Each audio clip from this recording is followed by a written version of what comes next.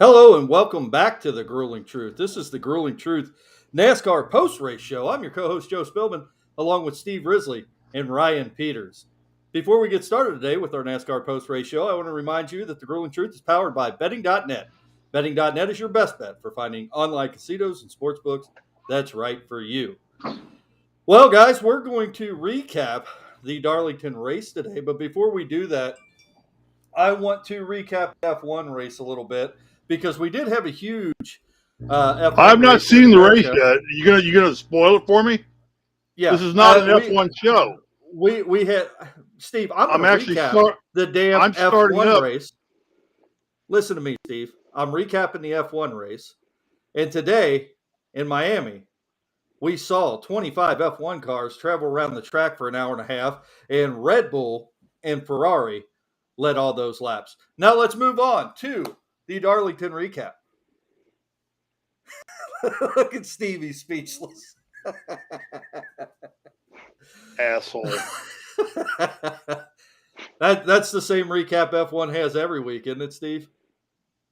Well, actually, big news is Mercedes finished fifth and sixth. They're Oh, coming. man. All right, let's get into the Darlington race because that's what we in America actually care about. Ryan, how'd you feel about today's Yeah, race?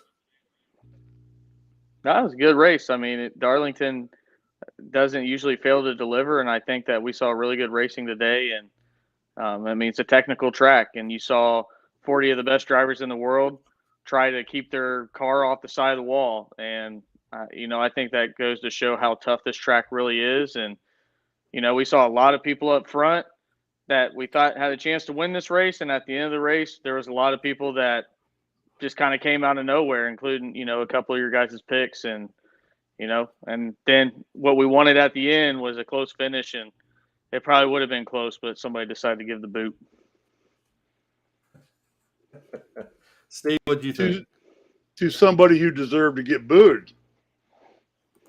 If faster cars behind you and you won't let him, he tried to drive around him one time and he came down on him and finished him down low. And next time, you don't do that shit to Logano. Logano will just boot you. I don't know. He's not anyway. My take on the race, I agree with in a strong assessment with Ryan in the sense that it's a very technical track. I think that's why you saw most of the drivers during the course of the day in contention were more veteran drivers. They understand this track. They've driven it before. Like I said, most of the day belonged to Truex, to Busch. Harvick Harvick and Elliott both are veteran drivers I consider now, came up from the back of the pack entirely to get quickly into contention. The younger drivers were having trouble with the wall and figuring the track out now. And a great analogy was put forth. I think Bill Elliott talked about it some, or maybe it was Labonte or something. They had the guests on. They talked about the fact that these younger drivers, what they lose by growing up on these simulators, they tend to be visual drivers because everything's keying off their eyes on these simulators. That was Bill Because Elliott. the older drivers who didn't have simulators drove by what they felt in their seats. And the feeling of the track, as they pointed out, which I thought was a great analogy, is so different because if you visualize everything, if you react to what you see at that speed they're going, and as technical track as that is, you're too late. It's kind of like the old what killed Thurman Munson. Thurman Munson died in a jet crash many years ago because he forgot simultaneously that it takes 8 seconds to spool up a turbine engine. And when he tried to land and tried to power it back or power it up to get enough force to land it, he was 8 seconds behind and he crashed and killed himself. I think so. There's a lot of truth to what was said today.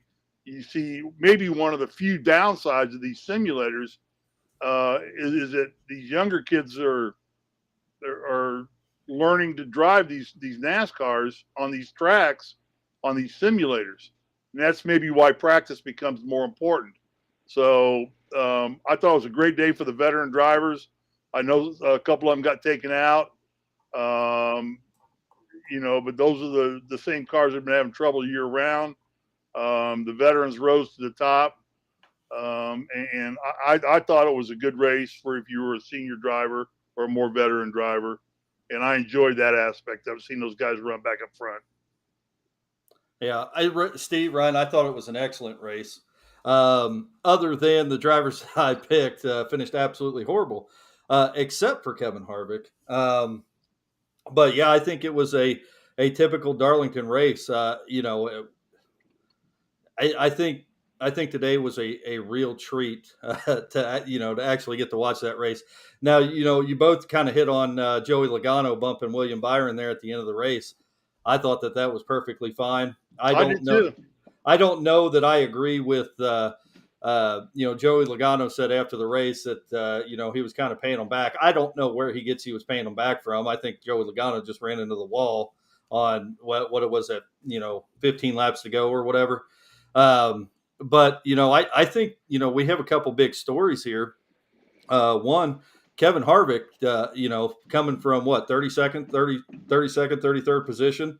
No, he was 38th or 39th. Yeah, to finish fourth. Denny Hamlin did the same thing. Obviously, he ran into a little trouble because Truex again is an overzealous driver, and when he's trying to make moves and do things, he gets himself into trouble. But I thought it was an incredible race. I think maybe one of the best races we've had this season. You forgot to mention that Chase Elliott also came back in 38th and 39th. I don't care. Fifth. Yeah, I didn't care about that though. Really. Kiss my ass. Ryan, go ahead. Where did your boy finish? He did not. Yeah. Who is your boy? Because his engine blew up. Who is your boy? Well, it's Kyle Larson. Oh. Yeah, well, tell him not to hit the clutch before he hits the brakes. Yeah, that's probably a good point. So, hey Ryan, you know that the grueling truth today got Martin Truex's first reaction after that race. I want to play it for you guys. Hot off the press. One of these things that here at the Grueling Truth, we're lucky enough to get exclusive driver interviews sometimes. So this is Martin Truex right after the race. Yeah, with these new cars, I just try to put her in gear, even though I thought I was in my old car and got stuck in the H pattern. But all I had to do was go down, but I didn't. It was a bad day for the auto workers or where the hell this stupid piece of shit Toyota is right here. So a tough day. Took out half the field, and we'll see what we can do next week. It happens. Ryan, your reaction to those comments? I think it's really summed up perfectly what exactly happened. He's driving in his car, all hell broke loose, and you took out half the field, so including half of our picks. So yeah. He pretty much hit the nail right on the head. Of course, if you guys are watching, that was not Martin Truex. That was Ryan, and his text message and his reaction directly after that happened. I'm amazed. I thought that was Larry the Cable Guy. You did? It does kind of sound like Larry the Cable Guy. I watched Larry the Cable Guy's concert last night, and it sounded just about like Larry the Cable Guy did that for you. You do a hell of a brilliant. After wrecking half the field, Larry the Cable Guy. Yeah. Go ahead. Once you wrecked half the field, Toe Mater was very busy. Wreck half the field. Good golly. He took a third. It took out like 9 cars. Eight cars in. Okay. There are some comments that I do want to hit on, but hey, I think we did see a couple things this. Before we go that, you want to know the bad omen about that wreck? What?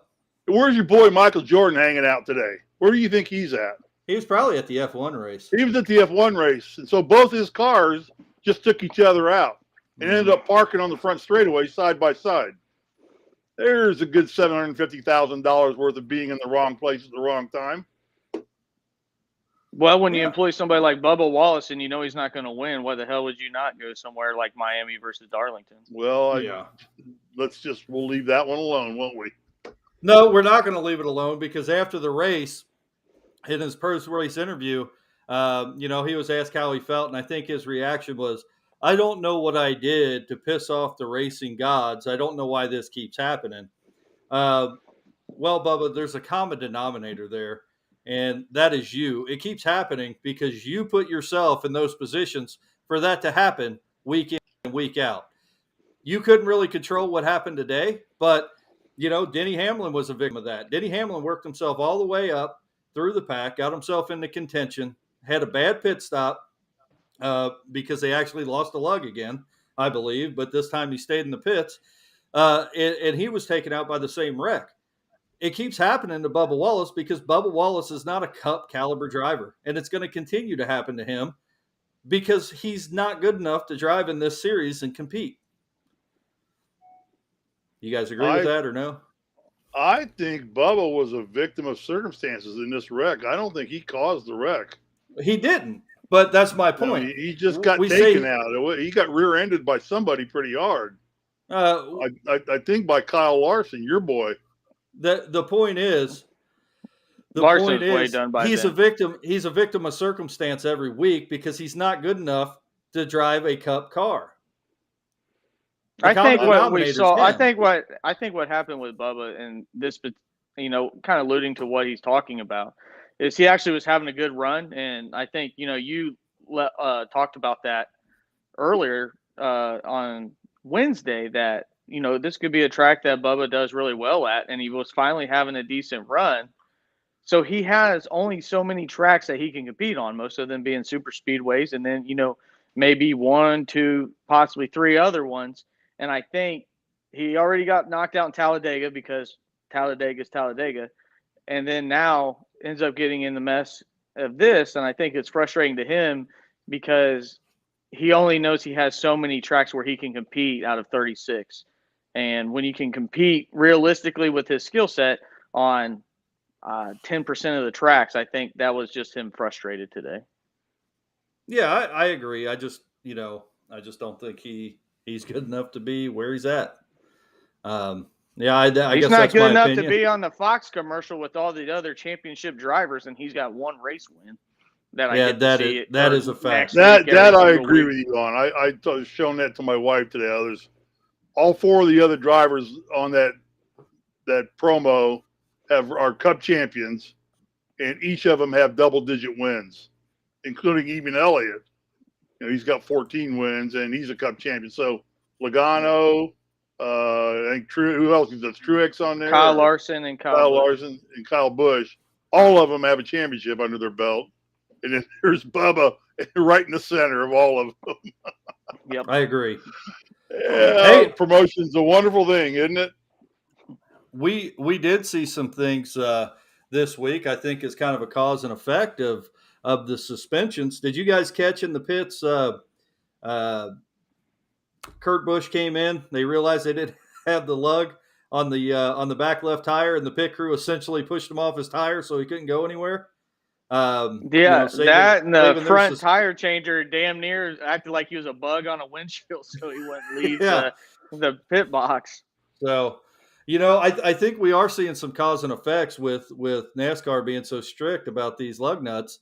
Denny Hamlin actually, I think, took himself out of contention today because the same thing happened to him that happened last week. They didn't get that left rear lug nut on, and what it cost them, like 19 or 20 positions coming out of the pits. So, he was top 3. Yeah, he was going to be in contention. So, I think maybe as much as we bitched, me bitched and complained about the severity of the penalties.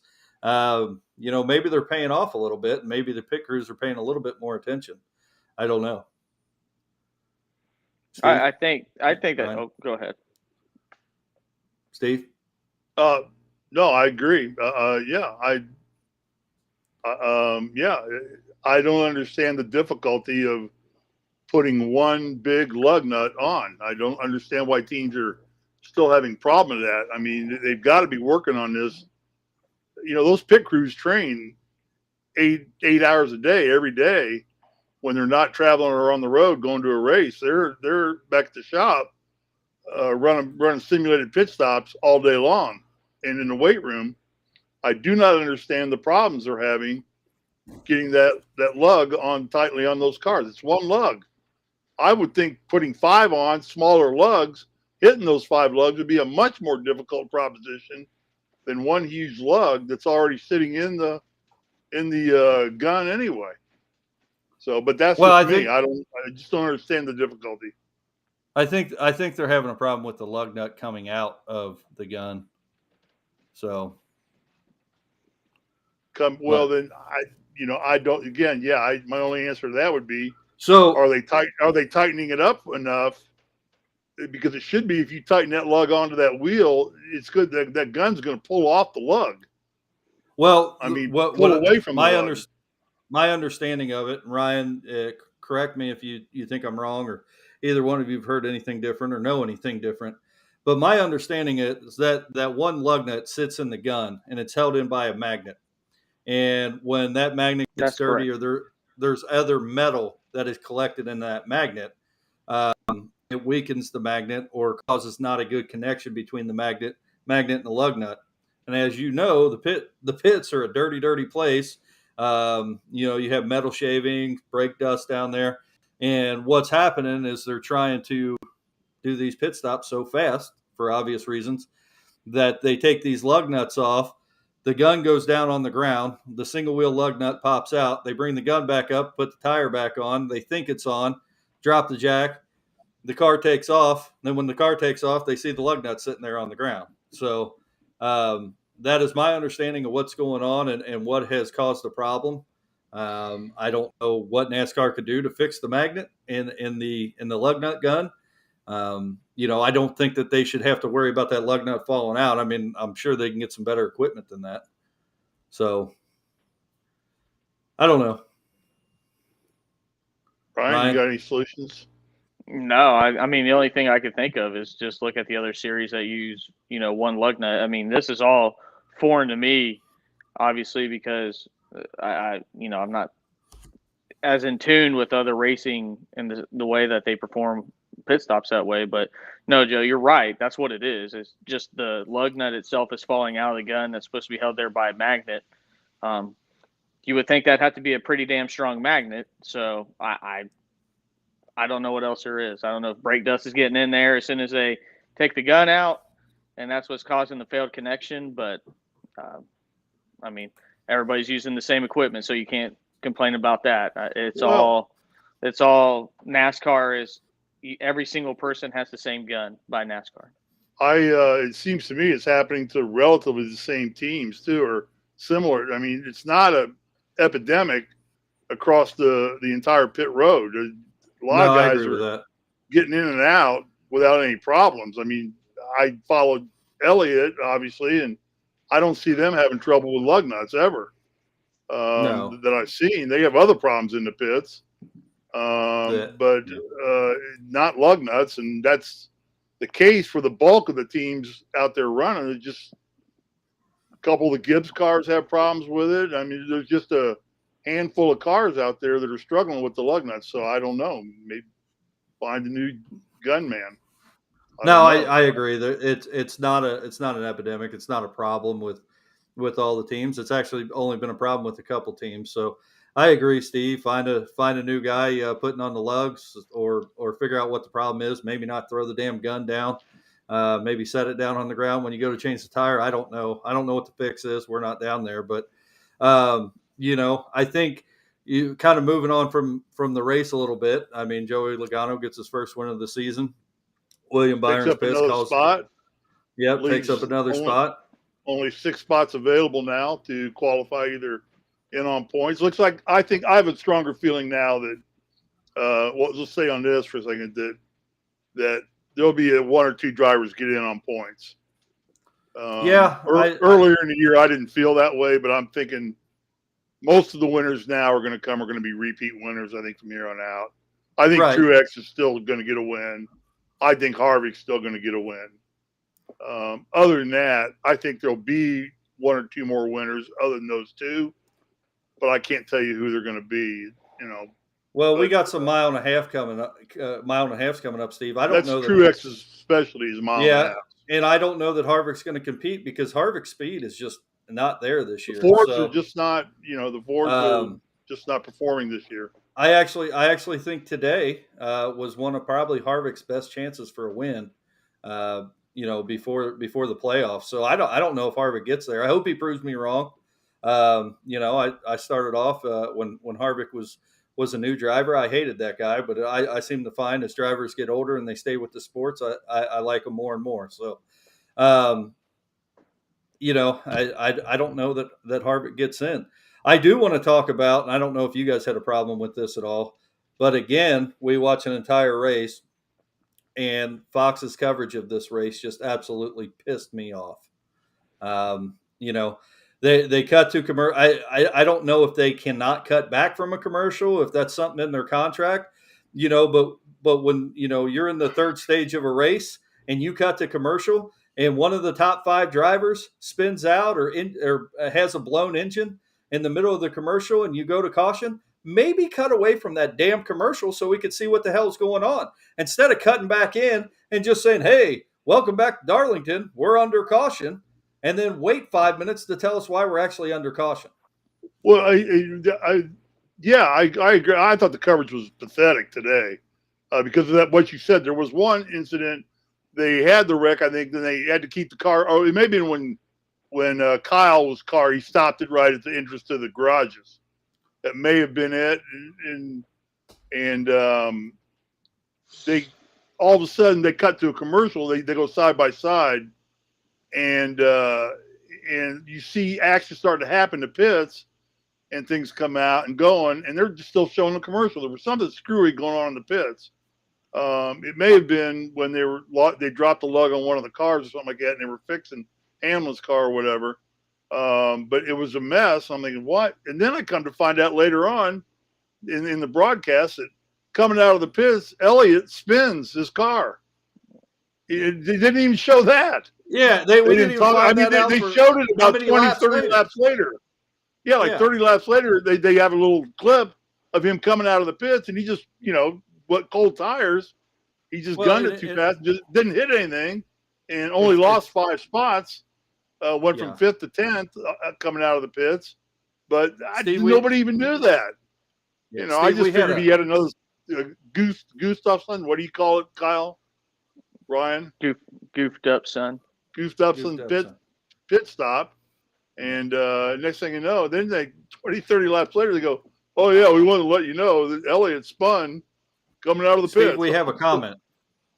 We have a comment from Edward Kane on who is watching us on YouTube right now. He says, "Harvick? Really? Harvick is done and will not win another race in his career." Well, Edward, I hope that's not true. You could possibly be right. I think, I don't think the problems that he's having right now is because of his ability. I think it's because of his team. The manufacturer of engine that he has, he just doesn't have the speed. He actually has performed well where driver ability is highlighted, like today, and not engine speed. So I don't know that Harvick has won his last race, but I certainly think that could be a possibility. He hasn't won his last race. He'll win again. I mean, it's just a down year for the Fords. Kevin's still a capable driver, very good driver. He's not wrecking anybody, not doing anything wrong. He just has inferior equipment this year. We've seen it happen to all 3 manufacturers at some point. I mean, when the Camaros first came out, those guys couldn't hit the wall hard enough to scratch their cars. They had no speed and no power. Now look, the Chevys are dominant. Yeah. And at that same time, when the Chevys couldn't run, Toyota was winning everything. They were just, good drivers, good equipment. It's not going to shock me the way Tony Stewart is. Well, what does Harvick run? What are they running? Yates power? They're running Yates engines. Ryan, do you know? I don't know. I would think most Fords were running the Yates engines. Edward also wants to know, did anyone see Jeff Gordon's interview post-race? No, I didn't, but he looked pissed that Byron got taken out. He was pissed about that. I did not watch Jeff Gordon's post-race interview. Where would have been on yeah, it because they cut it off and went to soccer. Yeah, they it's went to gonna be. soccer. It would have been on radio before it is ever on television. Yeah. They cut it off as soon as they didn't even let Logano get to the winner's circle. We didn't even see that. We have Victory another lane. comment too by Brandon Murphy, and he said hashtag Dirty Joe Media. Apparently, he has found my OnlyFans account. I don't know why he's posting that on this show though. Your what? So my OnlyFans account. OnlyFans account. What is that? Look it up, Steve. Don't, Steve. When you get off here, Google OnlyFans. Not on Mother's Day. Don't look it up. Yeah. OnlyFans? ONLY? Yeah. OnlyFans. Oh. Just Google that. If we come back Wednesday and Steve has cataracts, we know why. I'm doing it right now. It'll be like that Family Guy episode where what's his name walks out of the house and his arm is Quagmire. Quagmire. Yeah, good stuff. But getting back to Fox's coverage, not only do we have the commercial incident again this week, we had a lead change right between and I know it was between Logano and I got a bug or something flying in the house here. It was either between Logano and Larson at the beginning of the race, and they're battling for the lead. And we have Fox showing the race for the 7th and 8th position, and it's like where are the priorities at? And that gets back to their coverage of the race. They show 2 cars racing or an in-car camera, and they don't show the entire track. Darlington's a 1.3 mile track. I know that they had a camera high enough where they could show the whole track because they did cutaways to it. I don't understand why you cannot show a race and actually show the damn race. I'm sick of watching 2 cars go around in a circle without knowing what's going on the rest of the track. I don't know, and I know it just sounds like I'm bitching right now, but I'm kind of over Fox and its coverage of the races. You don't have any idea what's going on. They don't tell you what the hell's going on. Ryan?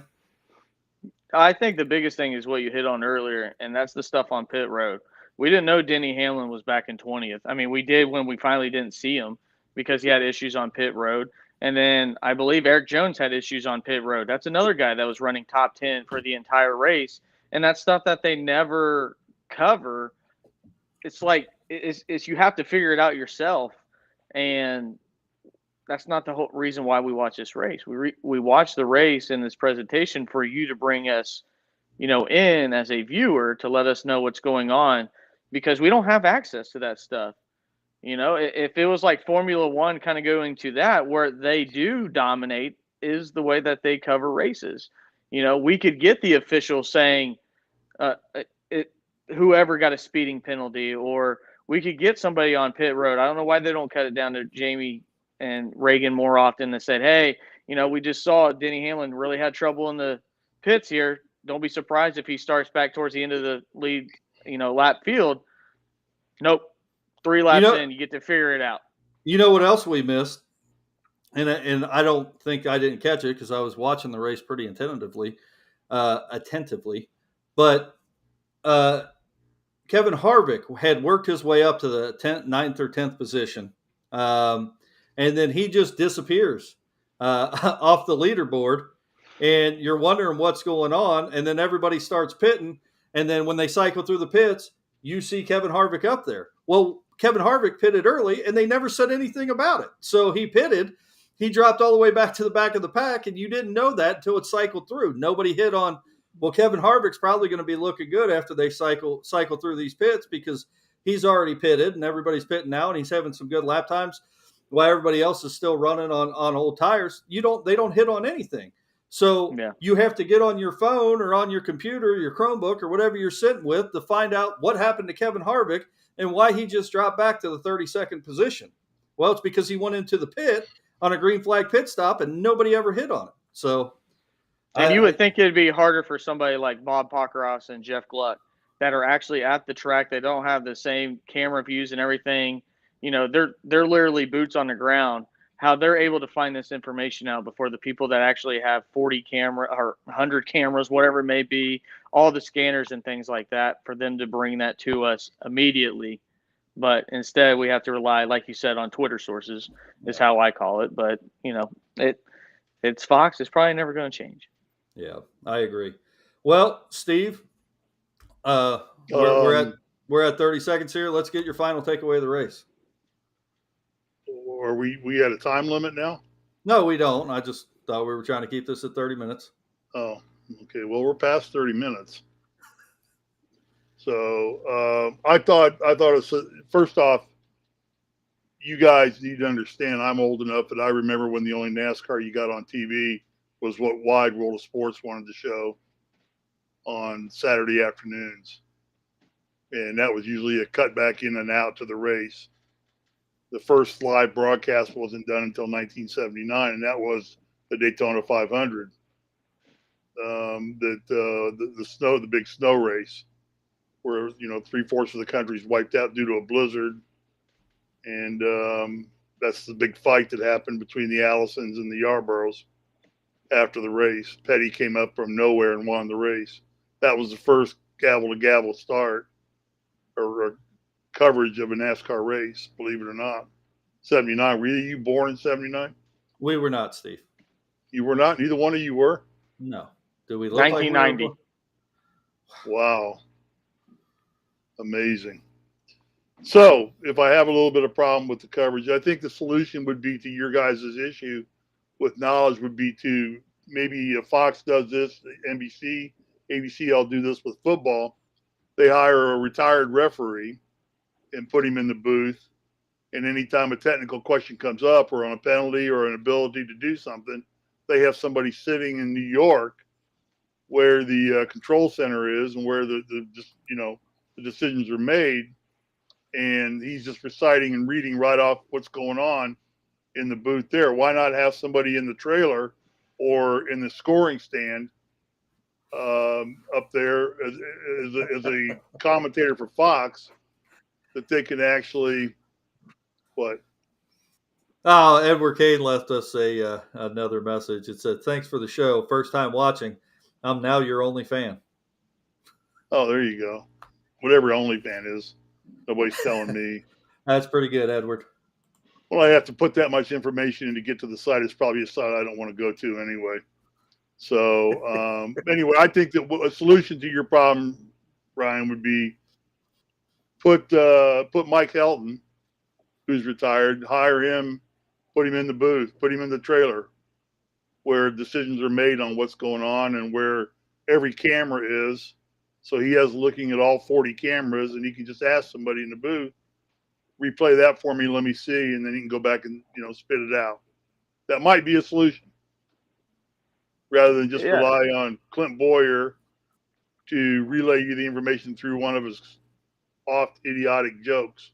Brain cells. Well, Steve, it's like this, though. I'm going to kind of equate this to football because I don't like how professional football or even college football is shot. Sometimes you having a bad day, Joe? Yeah, I am. But listen, I'm going to equate it to football. It's Mother's Day. My wife's out there planting flowers. That doesn't have anything to do with my complaint. That I bought for her. My complaint is with football. Anybody that's watched game film in football knows that you want to see everybody on the field, right? You want to see all 22 players and what they're doing. Yeah, I know that you don't get that with the production of a football game, but they zoom in and you see the quarterbacks, the in the line, and the players that they want you to see. But you get to see most of the field, right? I equate what? As a basketball player for Bobby Knight, there were many a times I did not want to see my ass on film. Okay. Because nothing good was going to come out of me watching myself in film because I was going to get pointed out and told about the NFW pass I just made. You know what an NFW pass is, Joe? No, what is it? It's a no fucking way pass. Yeah. Well, and I got called out for more NFW passes than you can ever imagine. Well, Fox has what is it called? An NFW? NFW. Yeah, No well, fucking Fox way. has an NFW way of shooting the fucking race because there's no fucking way you could watch the whole race. At least in football, they show 7 players and 3/4 of the field. This is like when Fox shoots a race, it's like watching a football game, but all they do is zoom in on the center and the quarterback, and they keep the camera there the entire damn play. Their production quality of these races is horrible. And I'm done bitching about it. No, it's okay. You know what was interesting to me was I was thinking about all the bitching going on about Fox. I always thought Fox's coverage was better than NBC's until certain things happened. That certain thing was the loss of Darrell Waltrip, who really I didn't realize how good Darrell DW was until we didn't have him anymore, and the growth and maturity of Little E. Little E has turned into a great broadcaster for NBC. I mean, he can be serious. He can get down and dirty with anybody, and he can be as humorous as the next guy. And he's And you know why that is, Steve? Why is that? Because they actually watch the damn track versus watching a monitor. That's exactly why. Clint Boyer does not watch that race. He sits there and watches it the same way that we do. So when he doesn't see shit, it's because we didn't see shit. Yeah, That's he doesn't exactly report why. on shit. See, I think that's why the broadcasters didn't say anything about Chase Elliott spinning out coming out of the pits because they didn't see it. They didn't see it. Yeah, 100%. Some idiot in the booth who probably didn't know NASCAR from his head in his ass is calling the shots for the race, putting what cameras on. Yeah, they got 40 cameras, but this idiot's only using 6 of them. Yeah, and they totally missed Elliott spinning. I mean, that was major. But I don't want to, and I know I've done the majority of the bitching here. That's okay. And I don't want to keep bitching about it because I think we're taken away from, or at least I've taken away from a great race. Today was a great race. Yeah, I agree. Today was a great race. It was a treat to watch. I mean, I'm not a big fan of Logano, but I think the way he won that race, I think it was exciting. I think he was going to pass Byron anyway. I think Byron's tires were shot. He was scooting around. I don't know if he had to bump him, but he did, and it made it exciting. And actually, that could have actually been to his detriment because if he would have put Byron in the wall there and got a caution, Logano may not have won that race today. So, I think Logano, kind of let his head. Who finished second? I didn't even. Tyler Reddick, I think. Reddick wouldn't have caught Logano. You don't think so? Well, he may not have. I think the thing is when you get against a veteran like Logano or a Harvick, they get off. Right. Those guys are going to be hard to pass on a restart. But Harvick was going to be right behind. Harvick was going to be right behind. And Elliott was going to be right there too. So, who knows what happens if the caution comes out. That makes it a whole new ball game. At the end of the day, Logano kept that, 2.5 lead and ended up finishing the race only thing is, I don't think that Logano tapped Byron. I think he smacked him hard. I think he was trying to wreck him. He hit him as hard as I've seen anybody hit. And to not totally put that car into the wall and spin it out. I mean, he didn't really spin out. He just kind of got bumped into the wall. And, right. That was a pop. I'm afraid damage was going to be done to Logano's car. He hit him so hard. Hey, Joe. Yes. Yeah. We're 38 minutes in. We hit our normal quota of bitching about lug nuts, about bitching about Bubba Wallace's post-race conference, which we could care less about, and talking about the coverage. And we just now started talking about the actual end of the race, the part that which I wanted to ask you most. guys. I did, but let's wrap it up on this thing because you're exactly right, Ryan. That's why I tried to get to that. I was in a bad mood, guys. I'm sorry. That's okay. Well, I think we're going to find out why on Wednesday. I got a feeling. I don't know for sure, but I have a feeling we're going to find out on Wednesday. I'll tell you. Okay, this is it. I'll tell you why I'm in a bad mood. We start announcing the points and how our little pool's going. I don't even. Now he doesn't give a shit. See, I don't even give a shit about the now. points. Now he sounds like Mike Pastor. I got 2 points, Steve. You got 7. I'm still going to be leading in points. No. I got 9. Sport 5 for a win and 2 drivers in the top 5. Okay, you got 9. I got 2. We'll have to think we're tied. Anyway, that's not why I'm pissed, Steve. I'm pissed because I bet on these damn races. You weren't 7 points ahead of me. You weren't 7 Yes, I points ahead was. of me. I was 6 points You were ahead of you. 6. Okay, you're winning by Now I'm 1 a point damn up. point, Steve. Whoop-de-fucking-do. You're winning by a point. Sounds like We'll my get good you- pastor. This is exactly how good pastor sounded in our NFL pool all year long until he passed me on the last game because the Bengals didn't win the game. They just covered the spread. And then the good pastor goes on and talks about how he is unbeatable. 7th, 8th year. All right, let's get back to the race. Yeah. Ryan, do you think Logano was legit in doing what he did? And should Byron have had called it at a name-calling tirade after the race about how stupid a driver Logano is? I mean, the guy's a Cup champion. He's got, 30-plus wins, I'm sure, by now. And here's Byron with his, 4 wins and nothing else to show for it, driving arguably one of the best cars in the sport. And he's going to call Logano everything but a good race driver. What do you think, Ryan? I think everybody's called Logano everything but a good race driver, no matter who it is, whether it's Denny Hamlin, Matt Kenseth. Find a guy that really likes Logano inside of his teammates, and I'm not even sure they care for him. You know, I thought he was really good paired up with Brad Keselowski because they're the first person to hit you and the first person to bitch whenever somebody does the same thing to them. I think Byron was standing up for himself, and I think that Byron's been known as a guy that he's going to race you. I think that what I would like to see, and I know I'm always alone on this, is we saw Joey Logano and Kyle Busch race for like 4 straight laps side by side on one of the restarts, and that was fun racing. I thought that was racing at its best. We didn't get to see them go side by side once. And instead of a bump and run, it was a dump and run. And, you know, even Bill Elliott didn't like it. And that's an old school guy sitting there in the booth that's like, that's not how I don't think Bill Elliott would have done that either. So, you know, I want to see guys race for the lead. You know, if there was a history there, maybe like a Martin Truex and a Ross Chastain, which we've seen again, them get into it, I think that you can justify it, maybe some, but you don't even see guys get side by side anymore. He just put his nose in his ass and sent him into the wall, and he finished his 13th place. They never, I thought the never lap got before to, they were running side by side. The lap before, no, he never got to him. He never got to him. He came down low on the inside of him and tried to get around him on his quarter panel. I don't know if he got up to nose with him, didn't he? What Logano was talking about came about 6 or 8 laps prior to the finish of the race, when William Byron and Logano were running side by side. And Edward Kane here says the 24 put Logano into the wall in the last restart. It was on PRN. Fox never showed it. Now, I disagree. He got with loose. that. He didn't. Yeah, I disagree with that, Ed.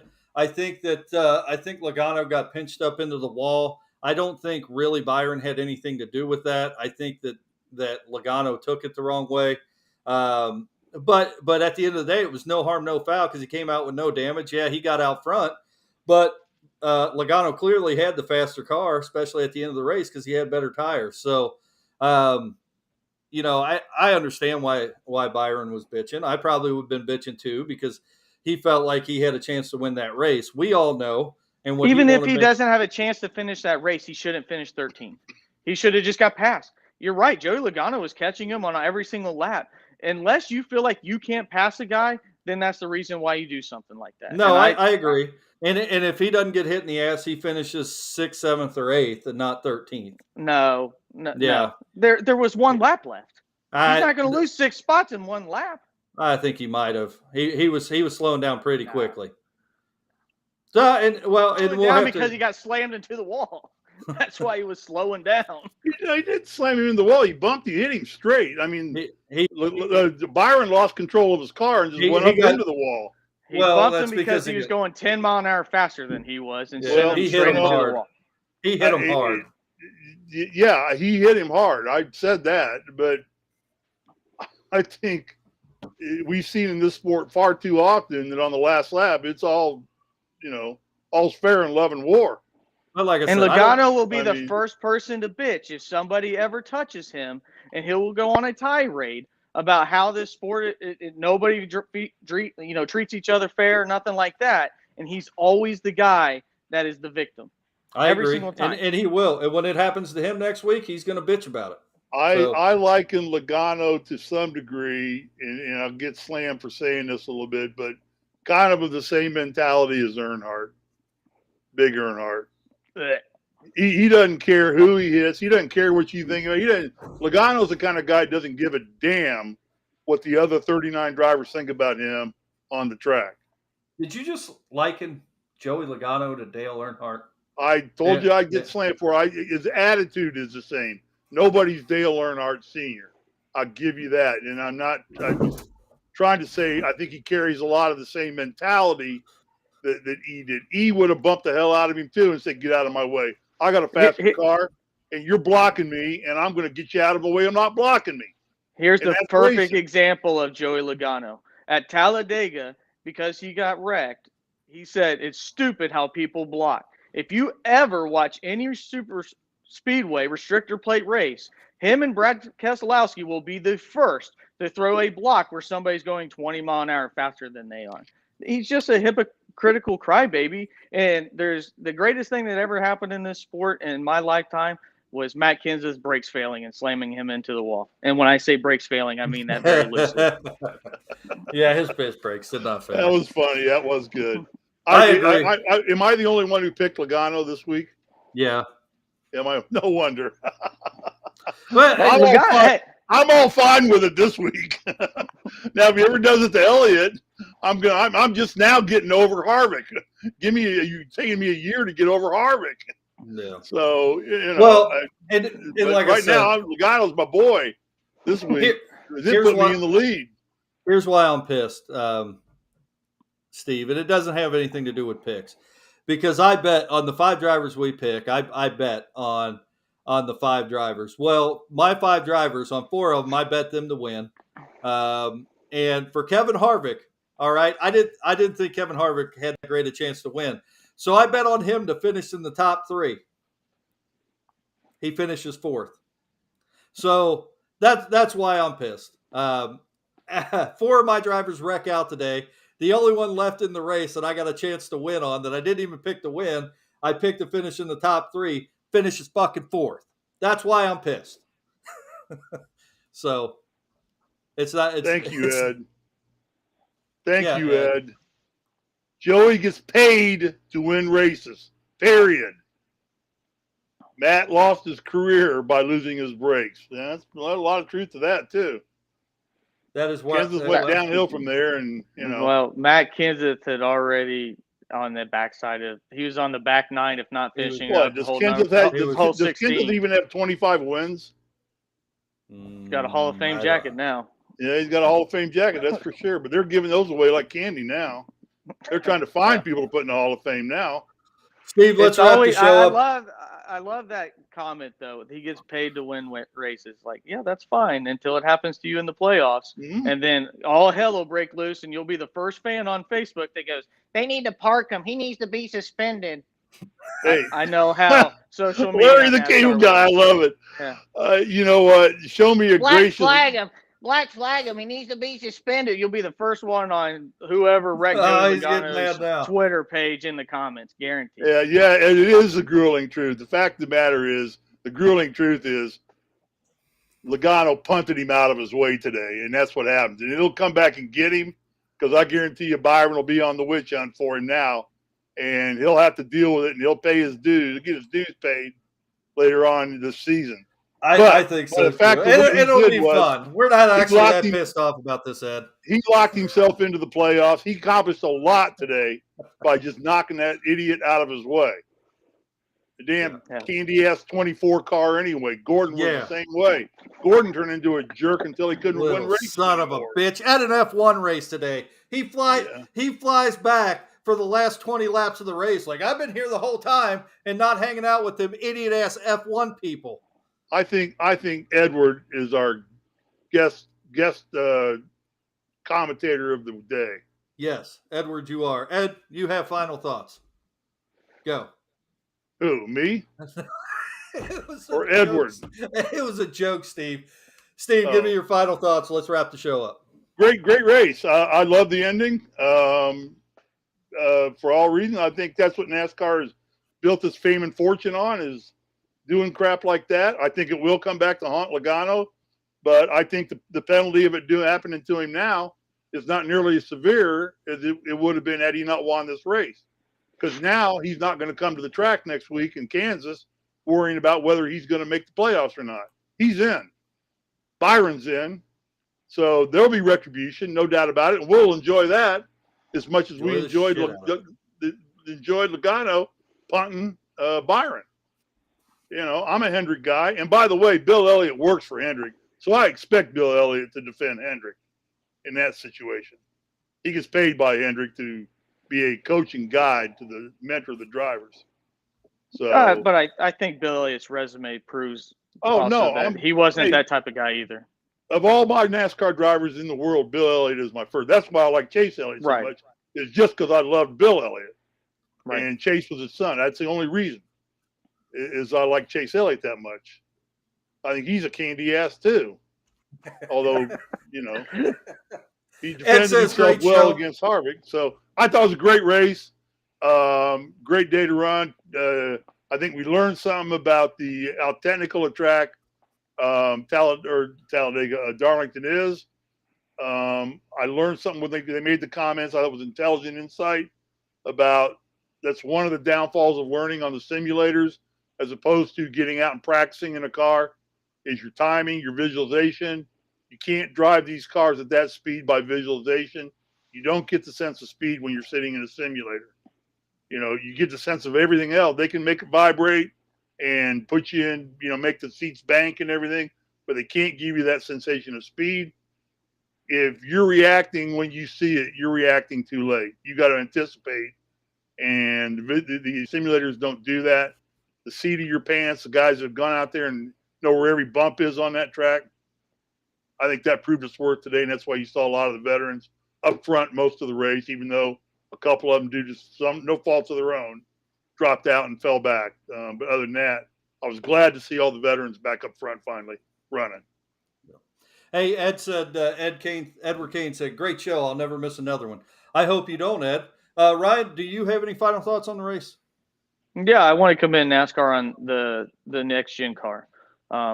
We saw a lot of Darlington stripes today, and that would have been a lot of tire rub and a lot of pit stops that a lot of people would have, you know, had a lot of pissing and moaning about. And what they've done with this next gen car, it's been really, really good for us. You know, it's been great off throttle time, watching these guys work it back to closer to when NASCAR was in its glory days, you know, in the 90s, early 2000s. We're back to that. And we get to see tracks, again, that may not have put up great shows. I don't think Darlington's one of them. I think it's always been really good. But it highlights that and how hard and how great these masterpieces in NASCAR really are of these tracks and what it takes to conquer them. And that's why people haven't won it below 30 years old, Steve, like you're saying, because it takes a whole lot of experience versus a whole lot of computer time. Right. And, you know, that was highlighted today. And, you know, I hope we get it going. The mile and a half have been good to us, so we're off to Kansas next week. And, you know, there's some great throwbacks out there too, and maybe we can get to those on Wednesday. But overall, you know, we as fans got what we wanted. A controversial finish at the very end is highlights for NASCAR because it gets everybody talking. Yep. I agree, Ryan. You know, I will hit on the same thing. I thought this week that we would see, you know, the veterans step up this week, and we did get to see that. We got to see a great race. So we're going to go ahead and wrap up the show. We'll be back Wednesday night at 7 o'clock for the weekly NASCAR show here on The Grueling Truth. Before I leave you, I want to remind you that The Grueling Truth and The Grueling Truth NASCAR show is powered by betting.net. Betting.net is your best bet for finding online casino or sportsbook that's right for you. Fellas, have a good night. Happy Mother's Day.